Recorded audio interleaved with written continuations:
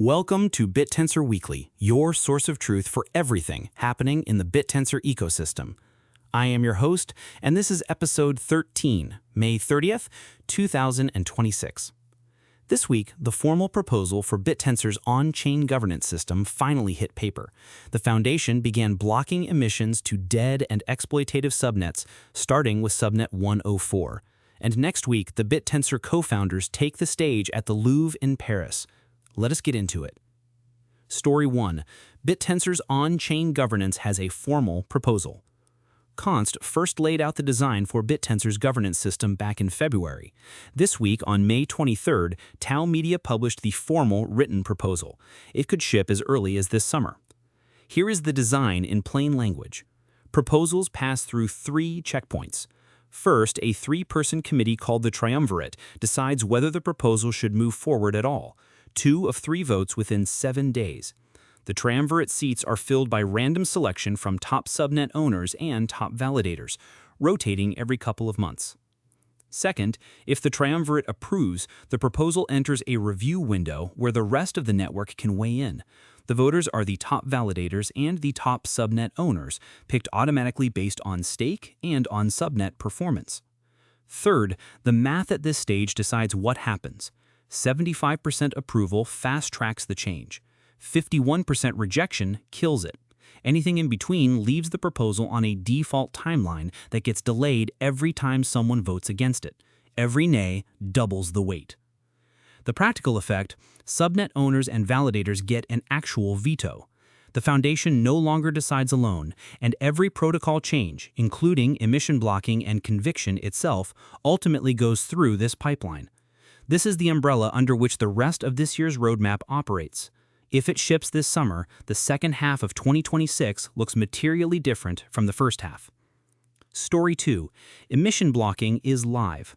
On May 24th, Const announced a stopgap measure to block emissions on subnets engaged in active foul play or with no clear path to value. The criteria are specific. Long-term burning of 100% of miner emissions with no plan. Active self-mining, where subnets pass emissions to their own keys, dead or fully abandoned subnets, and TaoFlow exploitation. The example Const named directly Subnet 104. A new chain operation enabling emission blocking was scheduled to go live on Tuesday, May 26th. As of this recording, we have not seen a primary source confirmation that specific subnets have been blocked. TAO Media confirms the operation was expected. We are watching for the on-chain proof. What is verifiable is Subnet 104. Per TAO stats today, the subnet shows 0 recent transactions, 1,008 holders sitting on alpha tokens, 0 buy-sell price impact, and no delegated stake. The page itself confirms it is operating exactly as Const described. Empty chain activity, holders waiting. If Const's case-by-case process applies anywhere, it applies here. Story 3. Proof of Talk Paris is next week. June 2nd and 3rd, the Bittensor co-founders take the stage at the Musée des Arts Décoratifs in the Louvre Palace complex in Paris. This is confirmed on the official Proof of Talk Bittensor track page. Const headlines a June 3rd fireside titled Decentralizing Intelligence, the Unification of AI and Bitcoin. L.A. Shabana, the other co-founder, appears on June 2nd in a session called Subnets, Signals, and Scale. The Bittensor track partners include TAO Stats, General Tensor, Manifold, Bitstarter, Dendrite, Bitmind, Bitcast, Hippias, and others. A live proof-of-pitch crowdfunding session runs on the TAO Stats stage on June 3rd from 5:15 to 7 Paris time, with Marcus Greichen from TAO Stats, Mike Grantis from General Tensor, Chris Sakaria from Bitstarter, and Const himself. This is the highest-profile institutional moment the network has had. The same stage hosts Kathy Wood, Barry Silbert, Joseph Lubin, and Jenny Johnson elsewhere on the agenda. Bittensor is now chairing a building with $18 trillion in assets under management. The market. TAO is trading at $266.79 per MEXC, down 3.99% on the day, down 2.08% on the week. Market cap $2.92 billion, circulating supply 10.94 million TAO against the 21 million hard cap. Staking ratio remains around 68%. Daily emissions 3,600 TAO post the December halving. Active subnets 128. Worth noting, TAO pulled back this week, but the protocol shipped more substantive news in 7 days than in any other week this year. Either the market is pricing in execution risk on the governance proposal, or it is mispricing one of the more significant protocol milestones in network history. Watch the next 2 weeks.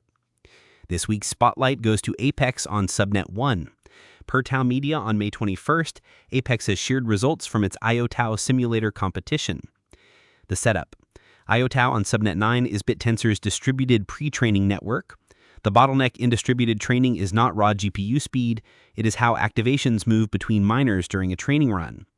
Apex built a digital twin of the IOTA network, a simulator, and ran a competition where participants competed to optimize routing and balancing decisions. The numbers: 22,967 submissions across 57 evaluation rounds over roughly 2 months. Epoch completion times improved by 29% on average compared to the start of the competition. Some network configurations achieved improvements of up to 39%. The technical insight that came out of the beta is worth knowing. Routing activations to the fastest miner did not consistently improve throughput. Overloaded downstream queues became a bottleneck. The top submissions converged around decisions that accounted for queue capacity downstream, not just raw speed upstream. Why this matters this week: distributed training has been a thesis for years. This is one of the first weeks where we have hard performance data on a real measurable improvement. 29% average is not a marketing number, it is a benchmark on 22,000 submissions. The next IOTA mainnet run uses these optimizations. If you are tracking the decentralized training thesis, Apex and IOTA together just put a number on the floor. 3 themes this week. First, the emission redistribution is starting now. When subnets get blocked under Const's new mechanism, those emissions do not vanish. They flow to subnets actually building. If you are positioned in mature, active subnets with real chain activity and demonstrated demand, you benefit on day 1 of every block. If you are holding alpha in subnets that look like 104, you have a window to rotate before the block lands. Second, the General Tensor and Talisman wallet partnership announced this week is the institutional rail being built in public. Mike Grantis, CEO of General Tensor, quote, "Talisman owns the front door to Bittensor.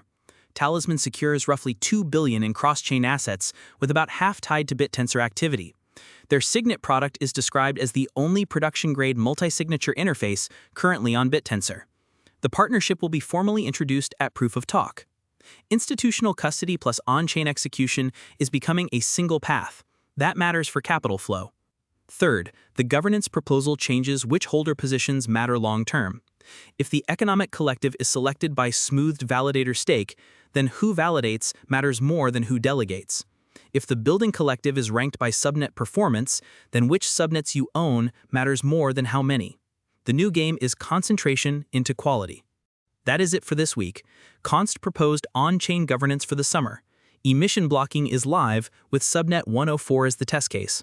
Apex shipped real distributed training numbers, and next week, the network takes the stage at the Louvre. If you found this useful, subscribe and hit the bell. I will see you next Saturday.